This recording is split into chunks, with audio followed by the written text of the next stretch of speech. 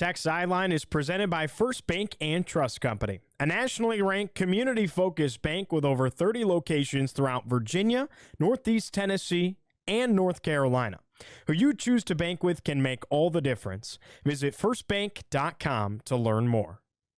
What's going on, Hokie Nation? Happy Wednesday afternoon. Boy, it's always fun when you go ahead and beat the Wahoos. Virginia Tech men's basketball coming off the heels of a big win. Virginia Tech women's basketball, a big win as well, with a big one coming up on Sunday. Baseball, softball, wrestling, they're all in full effect, and we're here to tell you all about it. It's episode 349 of the Tech Sideline Podcast, and it starts right now.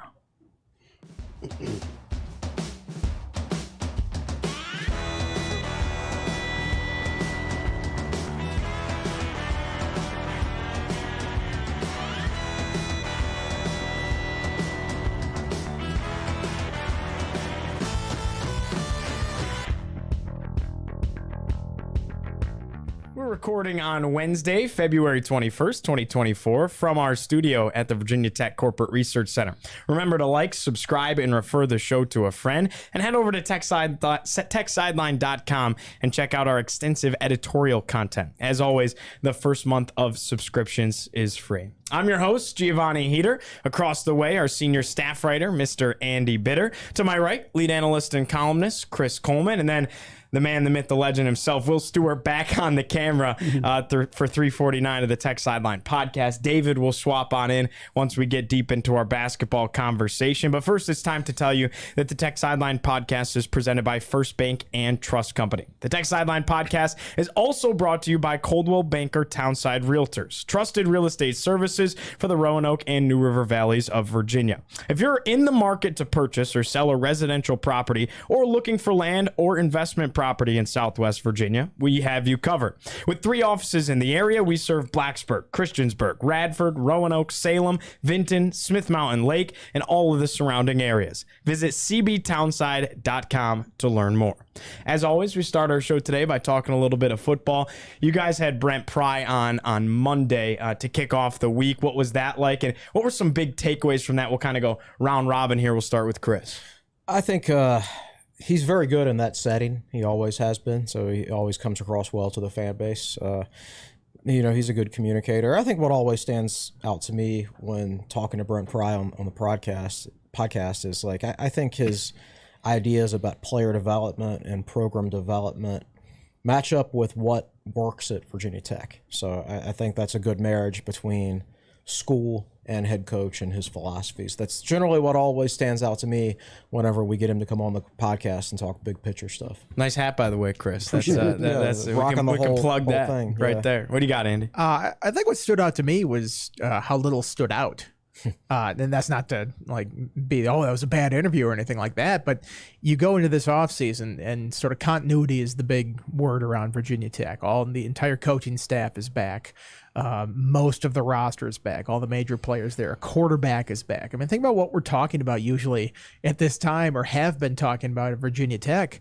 It's what's the quarterback battle going to be like in the spring? Who's going to emerge from that? They know who the quarterback is. In fact, we shifted that conversation to the backup quarterback, which redshirt freshman is going to be able to win that job. So, I think that was sort of, the theme of what he was talking about when he was speaking to us was, everybody's back pretty much. The coaching staff is back. You're not, bringing Ron Crook in 5 minutes before spring ball starts on the offensive line. We talked to Ron Crook this week. He's like, it's good to know the offense before you actually go out there and try to coach the offense. That's a big deal.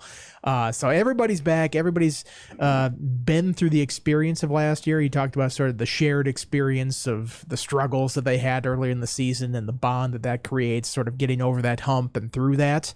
I think it's just building on that from last year. And, the other part is, he talked about expectations and, he mentioned, people talk about 10 wins, like that's noise. Top 25, that's noise. Kyron Drones not being one of the top returning quarterbacks in the country, that's noise. That other people saying he's not one of the top ones, that would be outside noise. And he pointed it back to last year where he's like, when they were 1-3, I was telling them that it was noise too. So if they believe me then, they have to believe me now. And it's just sort of blocking that out, doing the work to advance this program and, do better than 7-6. Will, you were there for that interview, of course. You led that show. What were your takeaways with Coach Pry? It's the first time I'd gotten to talk to him in a while. You know, these guys cover him a lot closer than I do, and so by my nature, I tend to ask bigger picture questions. And Andy alluded to this just now, but so one of the things I asked him was, in the wake of that Marshall game, you were 4-11 at Tech at that point in your career here. And I know that for everybody else was looking at the program as a whole and taking inventory of everything. And so I kind of asked him, you know, did you have any doubts at that point in time that what you were doing at Tech was the right thing to do?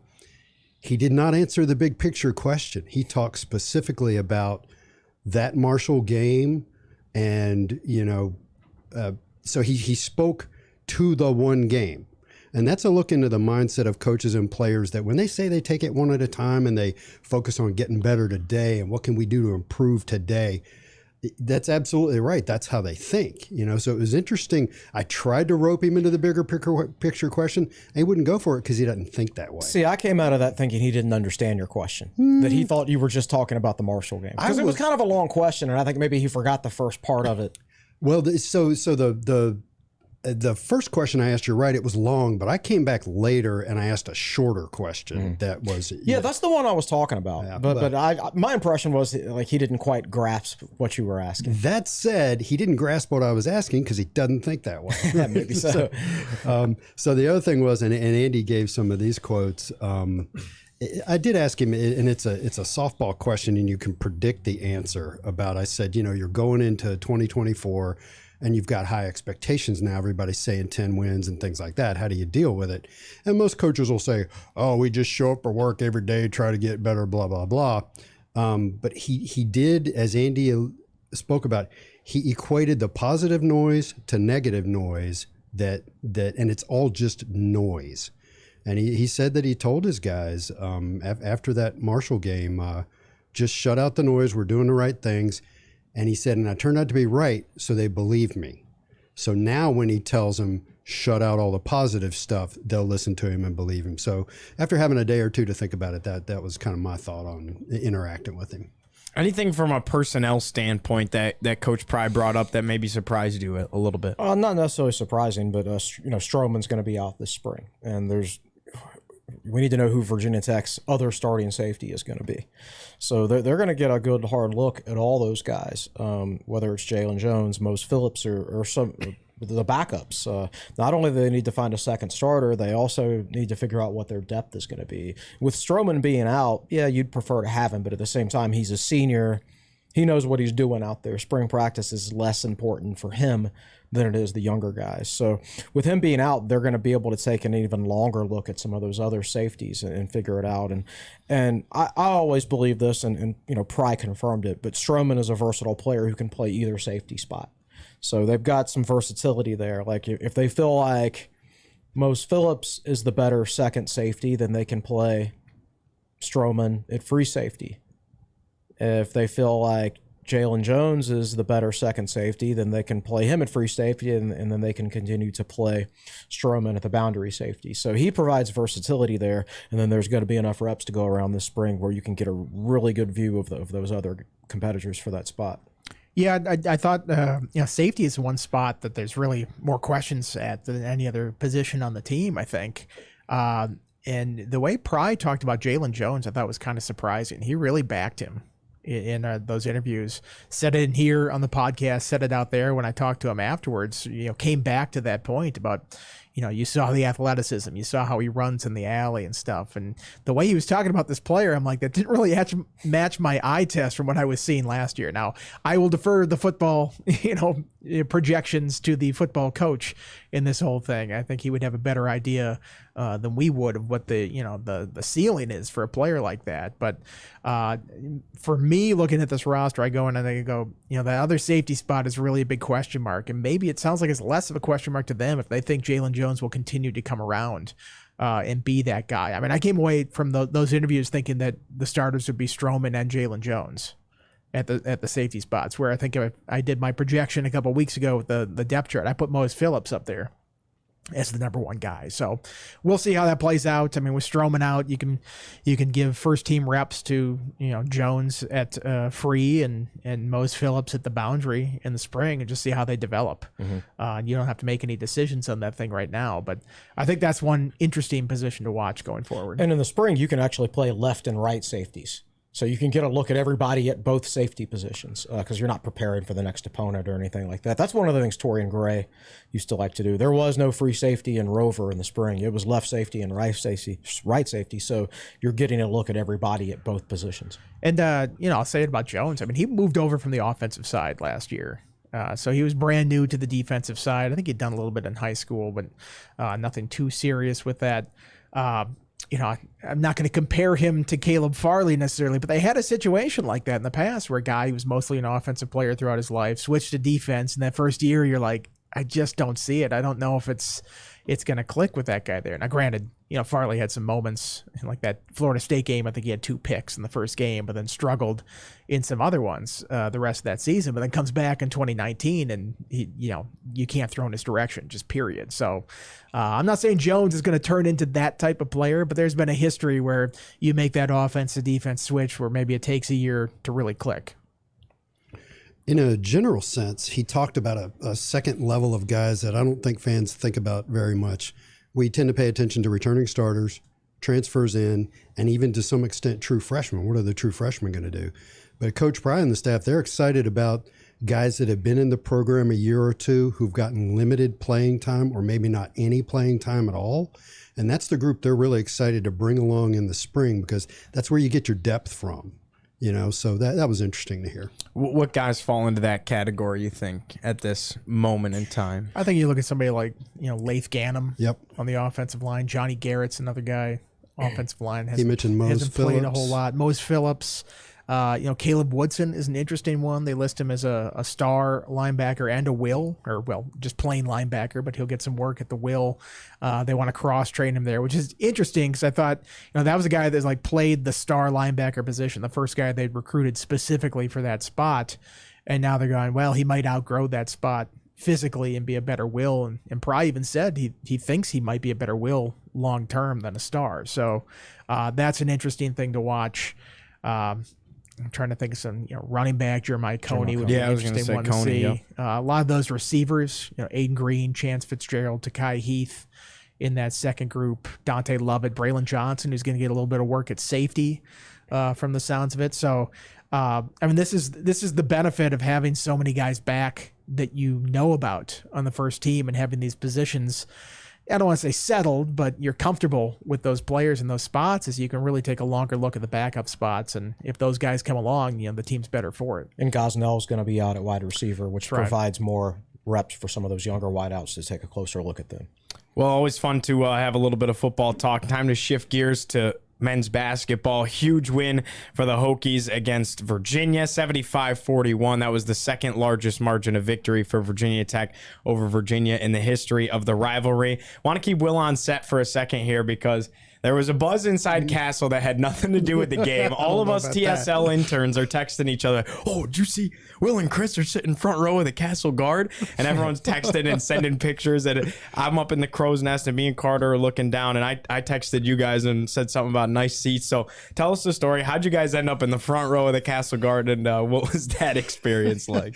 So shout out to my guy, Nate Stevens. Nate is a sophomore in I think he's double majoring. He's in finance, and I don't remember what the other double major is. And I met Nate when he was in high school. He went to a private school in, I think, down around the Greensboro area, if I remember correctly. Okay. When he was in high school, I think it was after his junior year, he emailed me out of the blue. I'd never met him before, and he said, I go to the school down here, and one of the things we have to do is we have to do a senior thesis. So they have a project. It's kind of like a PhD thing, and so they have a project they work on all senior year long, and then they have to get up and deliver it in front of like this group of adults. It's actually a very intimidating thing for a high school student.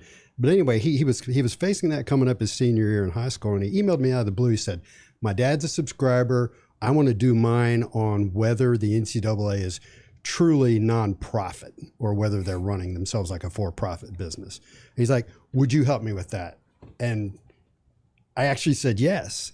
Usually I'm like, no, I don't have the time, So I thought, okay, this might be a good idea to help out a young person. So I worked with him on that project, providing feedback all through his senior year, and then went down there when he delivered it and defended it. Oh, wow. Yeah, so that was pretty cool. And Nate and I have kept in touch. We have breakfast together like once a semester or something like that. And so he's in his sophomore year now, and I'm driving into the game the other day, just driving down Blacksburg, and phone in the car rings, and it's Nate. So I answered and I said, hey, what's going on? And he goes, you want to sit in the front row? And I said, okay, tell me more. He goes, I got a couple of seats in the front row of the student section if you want to come sit with me. I said, who didn't show up that you're calling me now? And he goes, no, it's not like that. So Chris and I wound up down there, and we had a lot of fun watching the game. And then I get home, and on the ESPN broadcast, they show Nate. Like a couple of pictures of him. And in the first picture it's Nate and a couple of girls he knows. I can't remember the name of the one, but they're, is it Catherine White, Nick?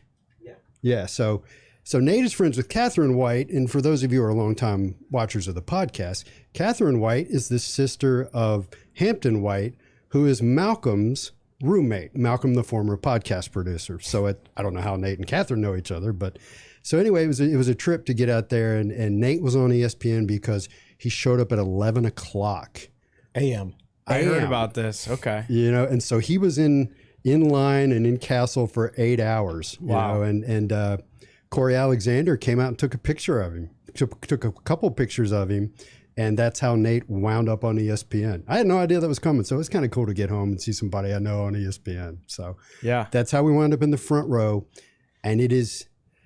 And I'll say one more thing about that, and then I'll surrender the mics back to you guys.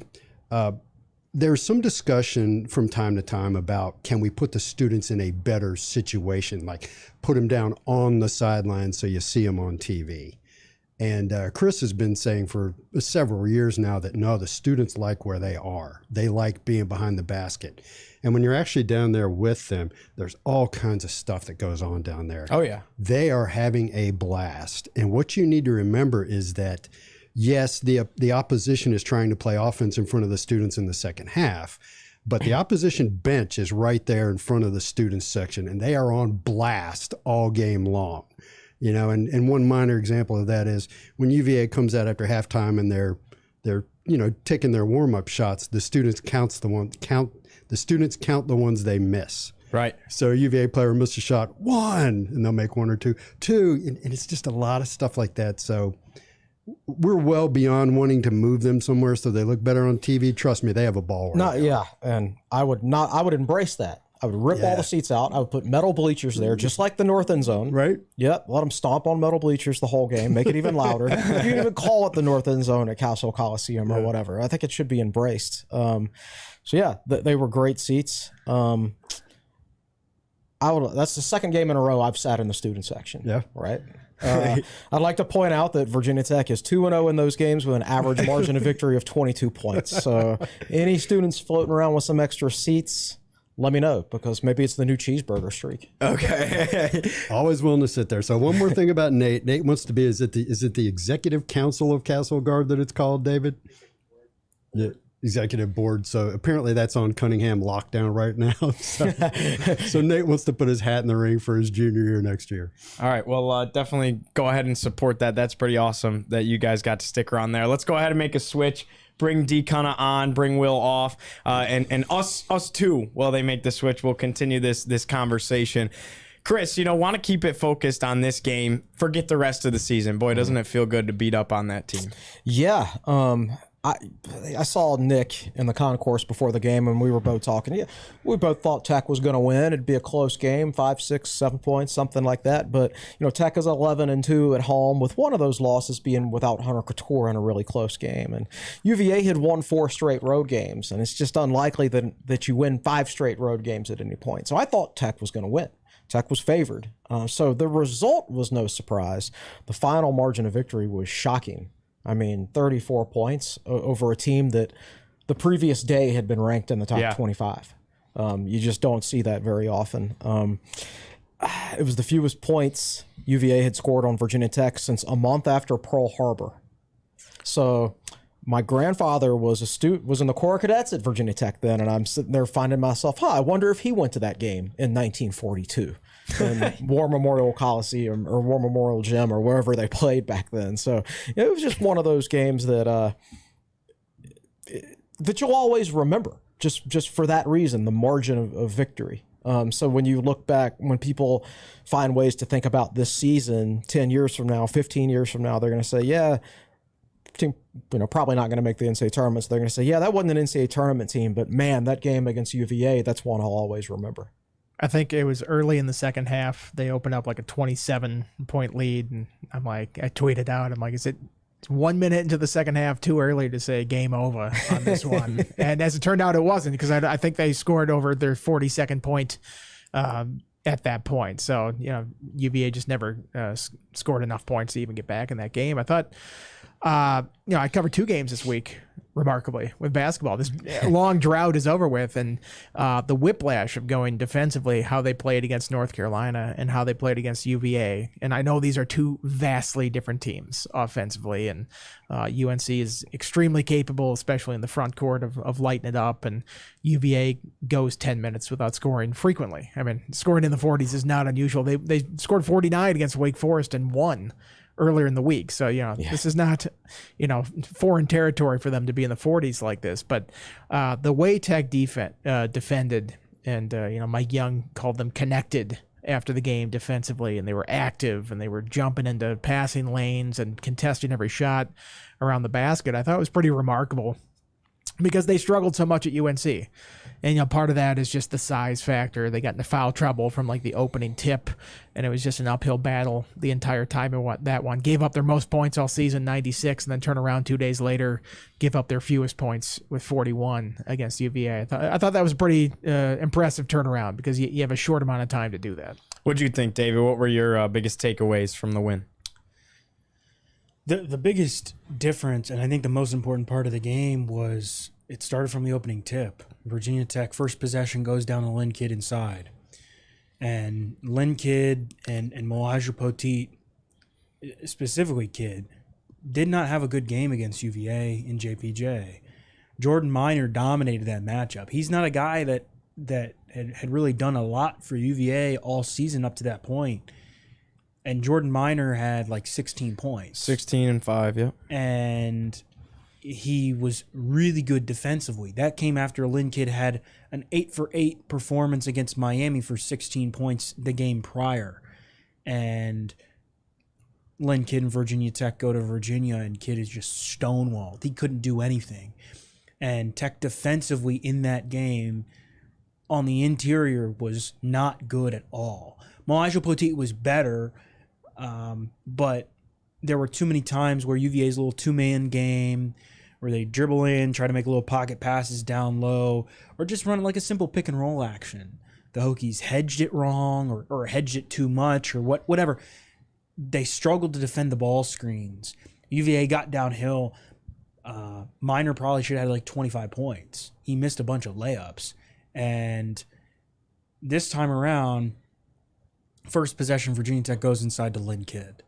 Kidd backs down Minor, scores. Second possession or third possession, Minor picks up a foul. Minor had 2 fouls, I want to say less than 12 minutes into the game. He only played 15 minutes, if that, due to foul trouble. Tech took that aspect out of the game. The other 2 guys at that spot for UVA, Blake Buchanan and Jacob Groves. Those guys as a trio, those 2 and Minor combined for 30 points in that game at UVA. And I don't think they scored more than 10 this time around. And meanwhile, Lynn Kidd and Moaja Poteet both scored close to 30 themselves, just the 2 of them. So Virginia Tech won that matchup on the inside. I thought overall Tech played a really good, clean basketball game, and it helps when you can rip off a 20-0 run just out of the blue. Starting on the defensive end, I thought Tech got its hands in the right places in the passing lanes, tipping passes, making it really, really difficult for UVA, forcing tough shots. And this is not a great offensive team, but Tech made it really difficult. But on the other end, that was where Tech really struggled in JPJ. I thought Tech was okay defensively in that game in moments, but it lost that battle on the inside. Mike Young said after the game, we have to win that battle. And Tech did this time around. And, it helps, yes, when Tyler Nickel and Robbie Barron, those guys are scoring a lot of points. Hunter Couture and Sean Padula, neither of them scored in double figures. But when Malajo Poteet and Lynn Kidd are dominating like that, where you can just go inside and go inside and go inside, it makes all the difference. Okay. I wanted to go ahead and now take this bigger picture after that awesome win against UVA and take a look at the ACC tournament bracket up to this point. So Nick's going to pull that up for us. By the way, I don't think we shouted him out in our open, but the mustache man is your producer today, Nick. I am so terribly sorry, my friend. But if you can take a look here, here's your ACC tournament bracket. David, kind of break it down for us a little bit here. Yeah, Virginia Tech is on the 10 line right now, and that means right now they're playing on Tuesday. Andy made a good point before we walked in that if Tech ends up getting a Wednesday game, that means the Hokies would probably wind up playing North Carolina in that 8-9 game, unless they go on a run here. And again, the season's is not over. Virginia Tech has opportunities to do something, and I think after what Wake Forest did to Pitt on Tuesday night and what Virginia Tech did to Virginia on Monday night, I think Tech fans probably feel a little bit more confident about that game on Saturday in Pittsburgh. If Tech can string some wins together, that will be really good. But the problem is you don't want to that North Carolina game is going to be insanely difficult. That 8-9 game, that's that first game in the tournament on Wednesday. Right now, Tech is, had Syracuse lost last night, Tech would have been on the 9 line against Clemson. Yes, and now Tech because Syracuse beat NC State, gutted that one out in Raleigh.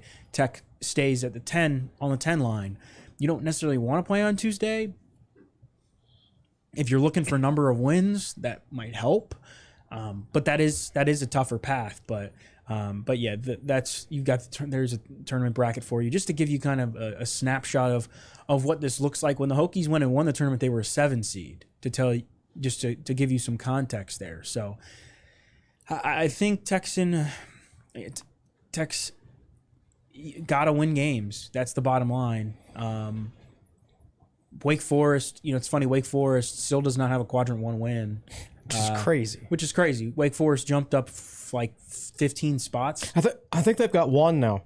When I looked at it this morning, somebody they beat earlier is now. So they're like 1-6. So up. Yeah. So Wake hadn't necessarily won that one. Remember, Virginia Tech has Wake Forest at home, and Wake can't play on the road. Yeah. So that's a quad 1 opportunity for Wake at this point. On the road. Quad 1 opportunity for us. And it would be a quadrant 1 for Tech. If Wake stays there now, it's another quadrant 1 opportunity for Tech. And you look big picture.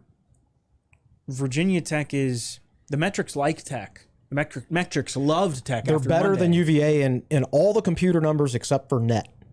And Virginia that's only like a 3-spot difference. Is in 3rd place in the conference. Right. So that's like the metrics like Tech, but Tech just doesn't have needs maybe 1 or 2 more quality wins and missed out on those opportunities like we've touched on before. But now it's just number of wins. And if Tech can get on a little bit of a hot streak, I don't expect it to play like it did against UVA every game, but like Andy touched on, that defensive effort, you need that. And I think 1 through 5 plus the bench, the Hokies did a really good job on the defensive end in that game, probably better than they have all year. And again, I know holding UVA to 41 is that's impressive even for UVA's low scoring standards, but they need to use that and play with that same kind of energy and toughness going forward. That's what Robbie Barron talked about, the toughness, the physicality. And Tech didn't have that against North Carolina, and Tech had that against Virginia. They definitely wanted to win the game more than Virginia. You could see that from the first row of the student section. Right now, Tech would be playing Louisville in their first game. Obviously a very winnable game. If they get past that game, they, as of right now, would be playing Florida State, which is also a very Incredibly winnable. game. Yeah. Right. So then you would face Duke, and who would coming off a double bye and things like that. So like if Tech got up to the 8-9 game, or even the 7 game, you'd get a bye, you'd get a single bye. Unless you won your first game, and then you're either playing Duke or UNC in the second round, which is probably a loss. Or they stay on the 10 line and win 2 games. But then, you run into North Carolina or Duke again. So, look, I'm not even thinking about it in terms of like NCAA tournament or anything like that. I'm just trying to hopefully win as many games as possible down the stretch and just enjoy it. You got Pitt this weekend. Pitt is this league is congested. So right now there are four ACC teams projected to make the field: Duke, UNC, Clemson, and UVA. Clemson is the 3rd best team in the ACC by all the metrics. Yet they right now would only be the 8th seed in the ACC tournament. That's how congested this league is in the standings. Between honestly, even back to Boston College in 11th, I think. They could potentially move up a few spots. So and right now the number 3 seed is Virginia, but they don't look as good as those other teams. Not to be honest with you. I mean, they did beat Clemson, but like they're not as good as Clemson as far as all the numbers go. So this is you see the screenshot of what it looks like right now, but a lot of this is going to change just simply because there's so much congestion in those spots, anywhere from probably 4th all the way back to 11th. Well, you look at 5 to 10 is separated by 1 game. Yeah, and you got Pitt, NC State, Florida State 8 and 7, Clemson, Syracuse 500 in the conference, then the Hokies at 7 and 8. And Tech playing Wake Forest and Pitt coming up. You win a couple of those games, you can move up 4 or 5 spots in the seeding. And Tech could technically get a double bye. I mean, that's a world of difference when you look at where it is in this bracket. So I don't know if we still a couple weeks out of this thing, if we can go, well, here's their path if they go through this. I think that's going to change a lot with the jockeying that you have on this. The bottom line is if they want to have any kind of hope for a postseason, and you still think in the NCAA terms, I wouldn't count them out yet, but they pretty much have to win out in regular season just to put themselves in the conversation. And even that, I don't know if it's enough quality wins there overall to boost their resume that much. But this is sort of last stand time for this team. And Pitt, Syracuse, Wake Forest, those are 3 middle of the pack ACC teams, borderline NCAA. I don't think any of them are projected in the field at this point, but those are the teams you have to beat if you want to be able to even be considered for it. One note I want to bring up about the NIT. Now, it used to be that the NIT, it was tough for Power 5 major conference teams to make, because if you won your conference regular season title, you were guaranteed a spot in the NIT. So let's say Radford won their conference and then got knocked out in their conference tournament, got upset. They were guaranteed a spot in the NIT. That knocks a Power 5 team out of the NIT. That's not the case anymore.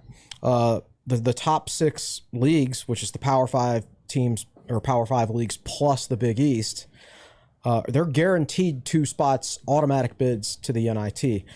The top 2 net teams from each one of those leagues that do not make the NCAA tournament automatically go to the NIT. And right now I think Tech would be 3rd there, but if either Wake Forest or Pitt make the NCAA tournament, that would most likely mean Virginia Tech automatically qualifies for a spot in the NIT. So I want to throw that out. Do they really need to make that change? Or are they like, these regular season small conference champions that lose in the tournament, they're getting too much of a free ride here in the NIT. We need to make it tougher for them. Like, that's the beauty of the postseason in the NCAA, is it brings everybody together, and it's not just a bunch of mediocre Power 5, Power 6 teams playing each other all the time. I don't know if they need to make that change. It's the NIT. I'm not even sure I believe in automatic qualifiers no matter how you slice they tried to formalize it a lot more than it used to. It used to be like they just would release the matchups late at night. It's like, who's the home team in this game? And if they win, they play who? You don't even know if you win your first game.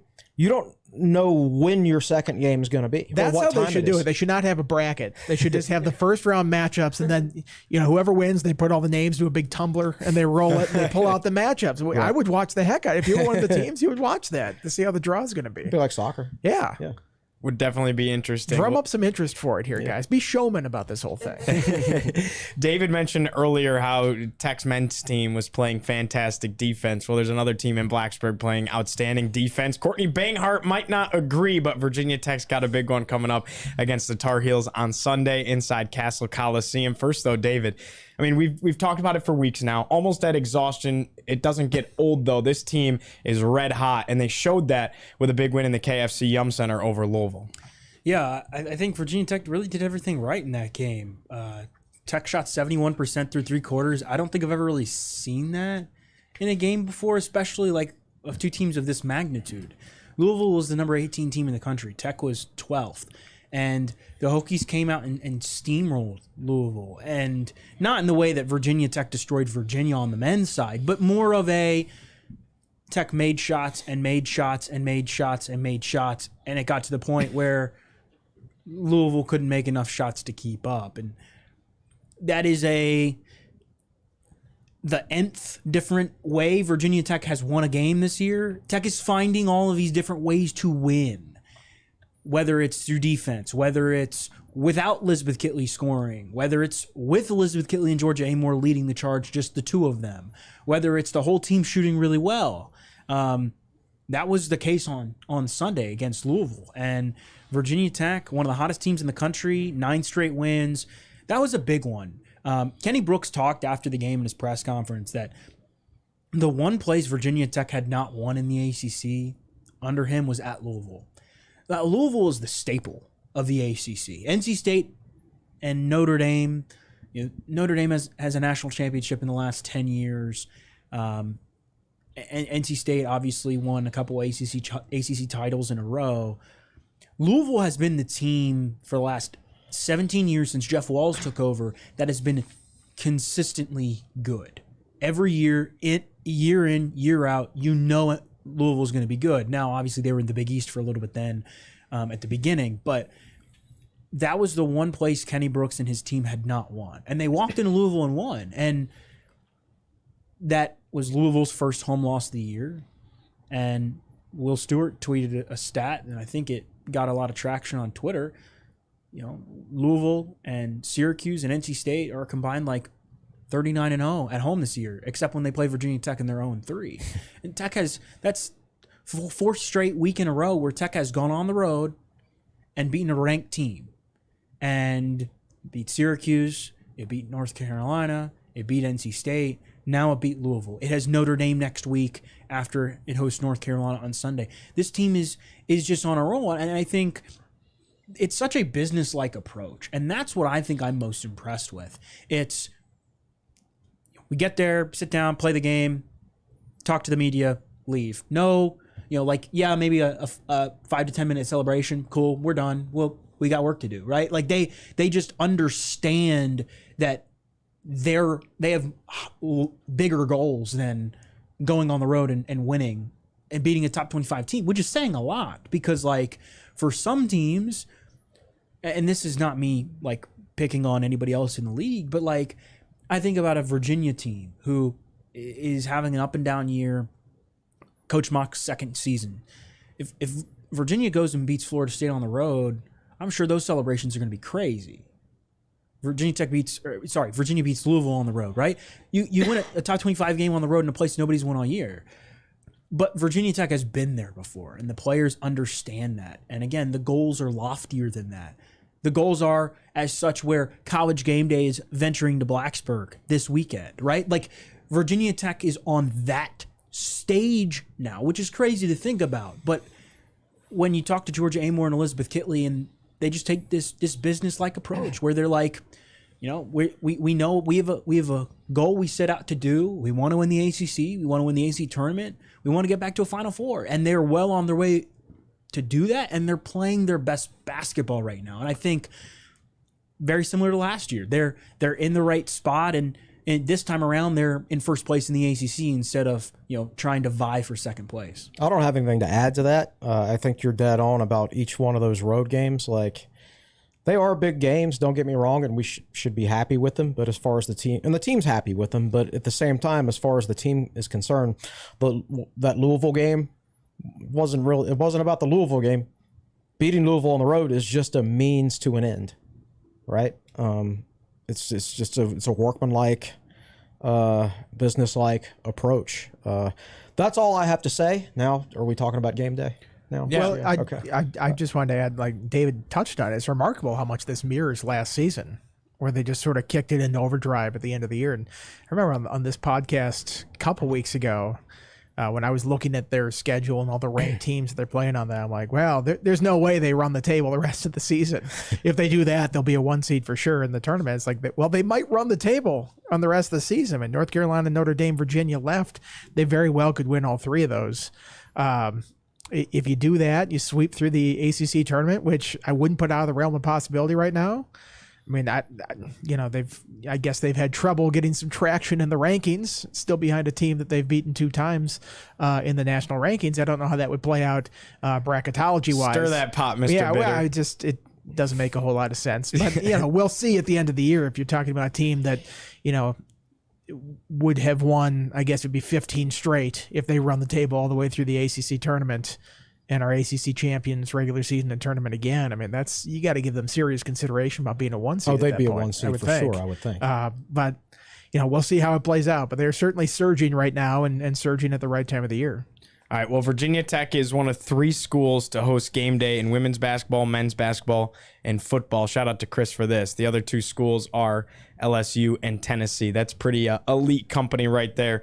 Chris, can you just speak to how big this is, not only for the program, but for the school to have College Game Day come? I mean, it just puts you in a different echelon. Yeah, biggest game, biggest day. Not biggest day because of the Final Four last year, but biggest game in the history, biggest home game in the history of the program, I would say.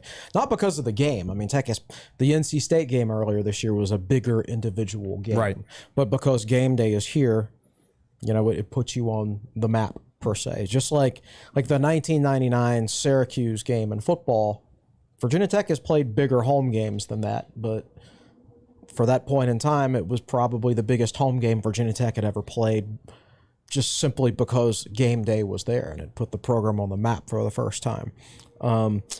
This team made the Final Four last year, which put it on the map, but I think when something significant like this, Final Four last year and now game day this year, you're going to lose Elizabeth Kitley and you might lose Georgia Amore also, but I think Kenny Brooks can go into living rooms and schools and say, look, we have a really stable program, and if you come to Virginia Tech, this is the type of things you can expect.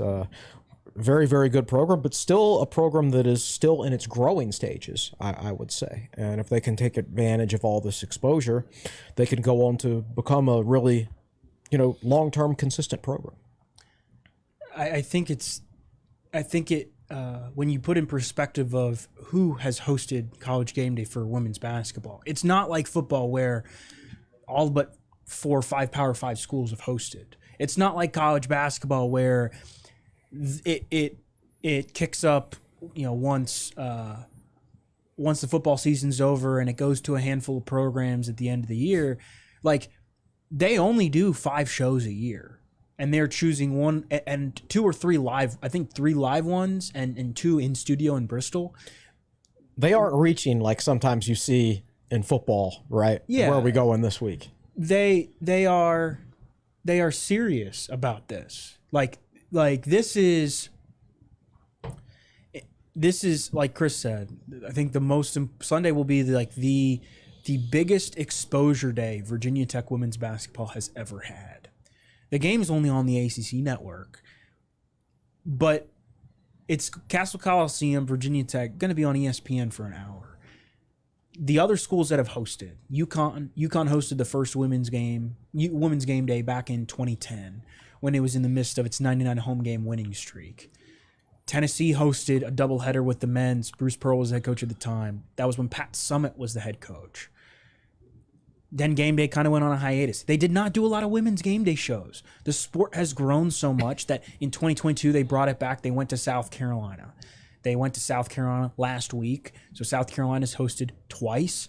Tennessee hosted again in 2023. And I believe Iowa hosted last year along with the SEC Tournament. So that's a site that hosted, not a school. And then LSU hosted earlier this year. So Virginia Tech joins UConn, Tennessee, South Carolina, Iowa, and LSU as teams that have hosted.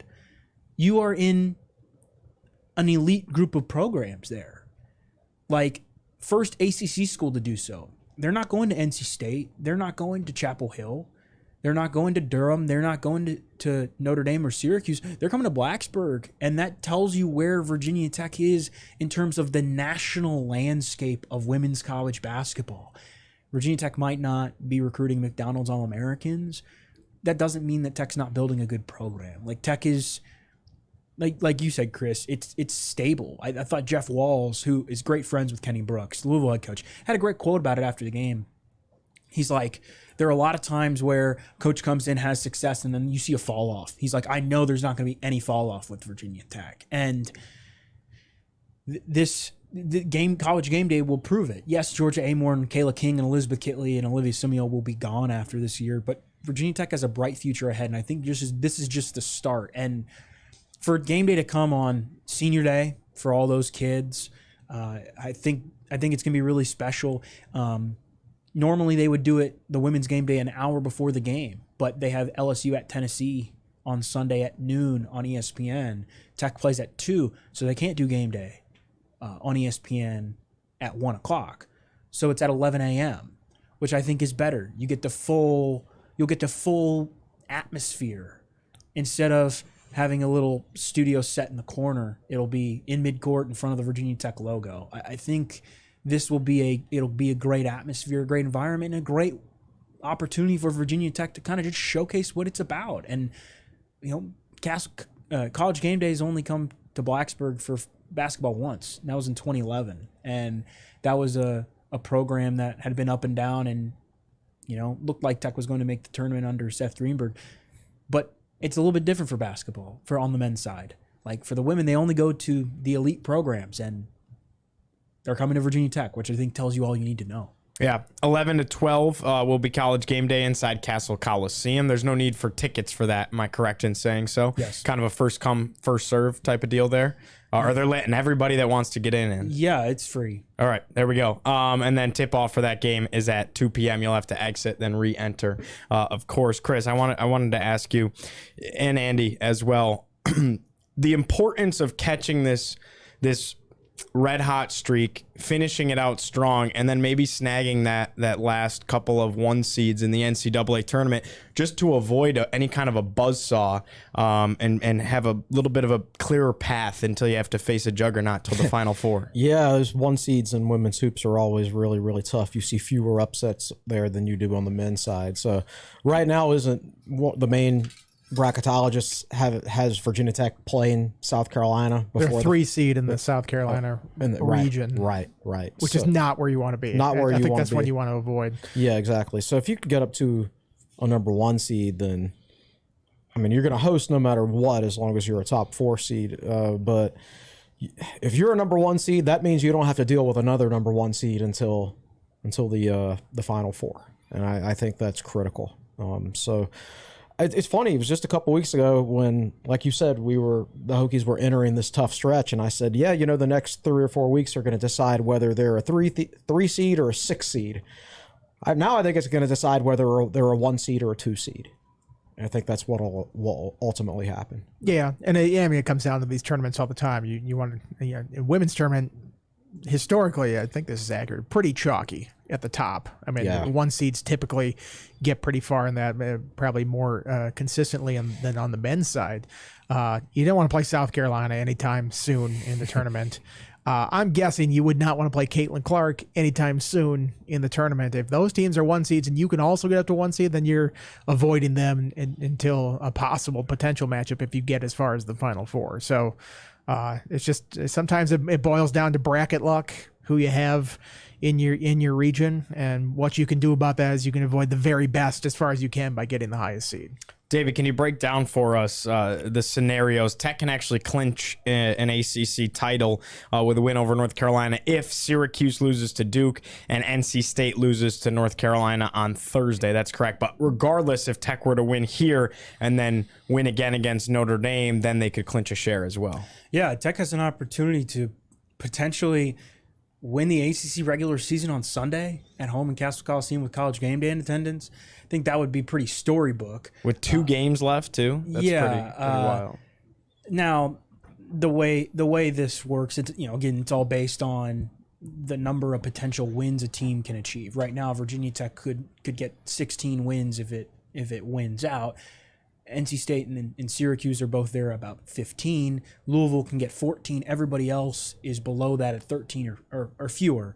Meaning if Virginia Tech wins one game, it's one step closer to that magical number.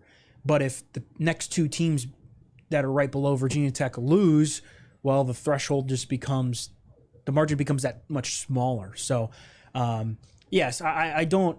And NC State and Syracuse are playing really good basketball right now. I don't expect either one of them to necessarily lose at Duke against Duke and North Carolina. But regardless, if Virginia Tech takes care of business on Sunday against North Carolina, because it has Thursday off, it'll have an opportunity to go to Notre Dame no matter what.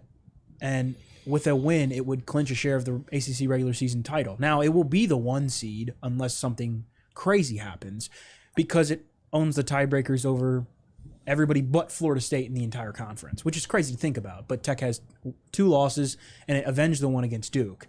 The top 4 teams, like I mentioned, Syracuse, NC State, Louisville, well, Virginia Tech beat all of them, swept NC State. And like I mentioned before, they only have 1 home loss each, and all of them are to Virginia Tech. So I think Virginia Tech is in a really, really good spot. And it's crazy because I don't think they don't actually give an award. They don't give anything for the ACC regular season title. I don't believe. You just get a 1 seed. You're the ACC regular season champions, cool, but the tournament's what really, really matters. But Virginia Tech is in good position in putting itself in the tournament too. One of the things people might not remember from last year is Virginia Tech was the 3 seed because it was a game behind Notre Dame and it tied with Duke. And Duke beat Notre Dame, so Duke had the tiebreaker. Well, Virginia Tech, the 3 seed plays at night. And so Tech was playing these late games, and one night Tech played extremely late and then had to turn around and play at noon the next day or 2 o'clock the next day, right? It's like if you are the number 1 seed, you play at 1:30, and you play like 1:30, 12, and 12. Whatever. Like you play the game. Streamlined. Yes. Thank you. That's a good way to say it. It's very, very simple. And that's what you get for being the top seed. Virginia Tech is well on its way to doing that. And Andy brought up the NCAA tournament conversation. Remember this. Virginia Tech was not a number 1 seed last year until it won the ACC tournament. There is a long way to go. Virginia Tech has at least 4 games, if not 5 or 6 games left in between the end of the regular season and the ACC tournament. Plenty of time to boost your resume because other teams they'll stop their season. That's one of the beauties of what Tech did last year, was it went on this run and it went to the ACC tournament final, and all these other teams lose or they stop playing. So there are only so many teams that are raising or lowering their stock at that point. And Tech was one of the teams that raised it high enough. I mean, if Tech, like Andy said, win 15 would be at 15 games in a row, if it won through the ACC tournament, you got to put Tech on the one line. You have to. And Tech would have 4 blemishes all year to 4 NCAA tournament teams. Right now I think South Carolina and Stanford are locked up for those top 2, and then the others are anybody else's game. Colorado was a 1 seed projected at the end of last week and then lost, I think. So it's all up in the air. It's all up for the taking. There's probably going to be a number 1 seed available. And Tech is putting itself in good position to do that. Has North Carolina, Notre Dame, Virginia, and then who kind of knows? We can talk about the ACC tournament bracket, Gio, if you want. Yeah, let's pop that up right now, Nick. Yeah, Tech Nope, will. never mind. We're not going to pop it up right now. Oh well. Anyway, Tech is the 1 seed, and of course, gets the 8-9 matchup. Now, what's crazy about how good the ACC is that there's potential it will play a team like Duke or Notre Dame, because that's how stacked the ACC is. That would be the 8 seed. Crazy that Notre Dame is the 7 seed as of right now. And Notre Dame is a top 25 team in the country. Right. Like, I don't want to play Duke. I'll play anybody but Duke. So do you want to? Because they make it messy. Yeah, they make it mess. So it's going to be really interesting to see how these last couple games play out. Virginia Tech is again a game ahead. And Virginia Tech is 1, Syracuse is 2. Tech is a game ahead of Syracuse and at a game and a half ahead of NC State in 3rd. Tech and Syracuse have played 15 games. Everybody else, I think, has played 14, or most everybody else. So Tech has that big of a lead and fewer games to play. So that tells you kind of about how it's locked it up. And that would be really cool if it had an opportunity to kind of clinch in Cassell Coliseum in front of a sold-out crowd on Senior Day. I mean, that's kind of... like I said, fairy tale ending a little bit. They would have to lose 2 of their last 3 to not be the number 1 seed, right? Yes. Yeah, that's not going to happen. Pretty awesome stuff coming up on Sunday. Well, also on Sunday, Virginia Tech baseball is going to be in action. So let's go ahead and flip the script here. I got to get over to softball shortly. But want to mention baseball 2-1 in the series against Charlotte in the season opener. Lost the Sunday game. Dominant wins on both Friday and Saturday. 10-0 on Friday. 10-5 on Saturday. Bats were hot. Pitching looked pretty good, Chris. Pitching was very good. Brett Renfro, the freshman. Yeah, those first 2 games. Renfro, 5 innings, 2 base runners, no runs. Outstanding performance. Hopefully he can have a Drew Hackenberg type freshman season. That would go a long way. I still have questions about pitching depth, but I basically have questions about pitching depth every year about Virginia Tech baseball. And that's not a John Shepp thing. That goes back for as long as I've been following it. Generally speaking, Tech's bats are good enough, but do they have the pitching depth? It's a good start, despite Sunday's game. I mean, Charlotte made the NCAA tournament last year. And they upset Clemson and made it to a regional final. They knocked Clemson out of the NCAA tournament. They also beat Coastal Carolina, who's a perennial power. They beat South Carolina, who was ranked in the top 10 for most of the year. So that's Robert Woodard's their coach. He's Virginia Tech's former pitching coach. So that was a good start to the season. I think when you win 2 out of 3 on the road against a team in recent history has been good. But time will tell if the pitching depth is there. If you watch enough baseball, that there are plenty of peaks and valleys throughout the course of the season, but I thought that was a good start. They've got JMU tonight. That's on the road in Harrisonburg. Then they got a home series coming up against Rhode Island at English Field this weekend. Many people will be at hoops, but come on out Friday and Saturday. Island, the old Atlantic 10 rival. Yes. Yeah. Bill was telling a story last night at dinner about a tough one inside Cassell when they were both in the A-10 in basketball. And I remember playing against Lamar Odom when he was that was the one at Rhode Island. Yeah, interesting stuff. Well, softball's in action as well. They're 7-2-1 on this season. The big storyline here is that Rachel Castine is out. She was hit by a pitch a couple of games back. They were without her their last outing, and they're going to be without her for some time. And just to put that kind of into the big picture here, Rachel Castine, one of the best bats in the ACC early on in the season. She was tied for 5th in the country with 5 home runs, tied for the most home runs in the ACC. Was it 2 Grand Slams? Yeah, yep, 2. 3rd in the country in RBI with 18. That was the most in the ACC. So, I mean, she was a really impressive bat early on and a staple for Tech. What's the Tech record for Grand Slams in a season? That I do not know. When she hit 2 in her first, how many games? 5 games. Yeah, she's on pace for whatever it is, probably. well, now she's going to miss some time. Yeah. So they got a big weekend coming up. I mean, they're down in Athens, Georgia, I believe. Georgia's a top 5 team in the country.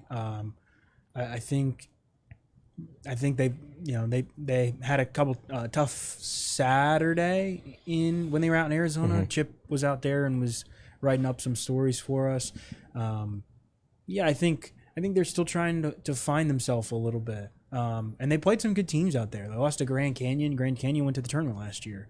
The other team they lost to was Cal, and I believe Cal went to the tournament last year. Like these teams that they lost to are no slouches at all, and they've got opportunities to continue to beef up their resume. Obviously, losing Castine for however long she's out, that really hurts. And but who I've been impressed with is Lindsey Grind. I think she's been really, really good so far this year.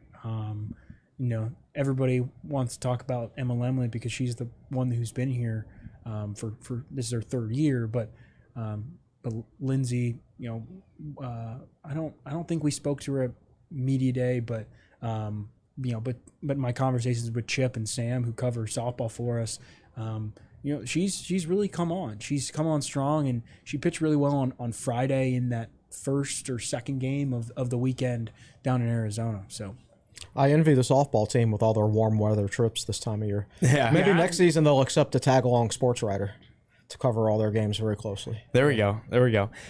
Virginia Tech wrestling undefeated in ACC play. Massive meet on Friday in Raleigh against NC State. That decides the ACC regular season dual title. So that's massive, right? It's pretty typical. Virginia Tech versus NC State at the end of the season. Right? Yeah, I think I think the ACC is wise with their scheduling these days as far as who their top two wrestling. You say that, are. but that was the first meet of the season last year. That's right, it was, wasn't it? But this is big. Like 4-0, 4-0. It all comes down to this. Jack Brizendine and Nick Brown will be down there for TSL. I believe Nick's going to shoot some video for us. Nice. It all comes down to this. Like you want to win the ACC regular season title. You took care of business all year, and you get to go face your rival, your big wrestling rival. Because I want to say, I don't know the actual numbers Jack Brizendine would, but I would say the last 7 or 8 ACC titles have pretty much come down. Yeah, Nick says since 2014, every single ACC title has come down to either Virginia Tech or NC State. Who was the last ACC team that not named Virginia Tech or NC State to win a probably title? Pitt or Carolina. Yeah. But yeah, it's just this one matters, and Virginia Tech and Virginia have had some great duels over the years, and I'm sure Friday's going to be really, really good. I'm excited to watch. I think it's going to be really, really fun. And there are a lot of seniors, I'm sure, for Virginia Tech that want to go out with a win against North Carolina, because here's the thing: had Pitt Tech lost to Pitt like it did last year, Tech could only clinch a share, but this one it's for all the marbles. There's no sharing involved. It's either Tech's or NC State's. So it's going to be really fun. Yeah, definitely something to keep an eye out for on Friday. Anything else, by the way, Chris Cannizzaro was pretty awesome on Saturday. He went 4 for 4 with 2 home runs. Yeah, so that was pretty good 5 RBI. Pretty good on base percentage. After that Saturday, he was 15-24 all time against Charlotte, because last year he had the walk off. He had I want to say like a 5 for 5 day against Charlotte last year when they came here. So for whatever reason, when the 49ers and the Hokies face off, Chris Cannizzaro tees off. So. Yes, he does. Yeah. So it'll be interesting to monitor. We'll find out more about pitch in depth. Yeah. As the course of the season goes on. Yeah. Awesome. All right, Andy, any final thoughts from you before we let everyone go? What's coming up on TSL this week? Football fan survey. Gonna process those results. Get that up on Thursday, I think it is. So we'll see how outrageous the expectations are going to be for this team from the fan base. Looking forward to seeing that. All right, I think that concludes episode 349 of the Tech Sideline Podcast. For Nick Brown, for David Cunningham, for Andy Bitter, for Chris Coleman, I'm Giovanni Heater, saying so long, and we'll see you next week.